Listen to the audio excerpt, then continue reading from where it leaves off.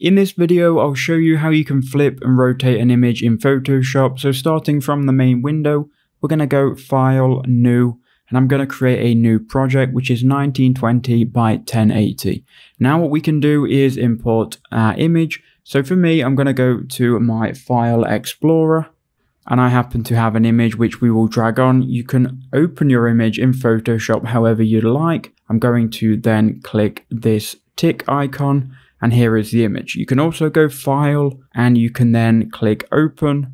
You could also click on Place Embedded, and you could go ahead and find your image that way as well. You could also click on Place Embedded and find your image that way as well, but either way, get your image inside of Photoshop and make sure you've got the layer selected. Now let's go ahead and flip the image. So to flip it, click on the layer, go to Edit. Then once you're on the Edit window, you can then scroll down to Transform, and here you will see Flip Horizontal or Flip Vertical. So I'm going to flip horizontal, and there you go, we've made that flip. Now again, if we click on the layer and we go to Edit, we go to Transform, we can also rotate 180 or 90 degrees. So we'll click, in our case, rotate 90 degrees.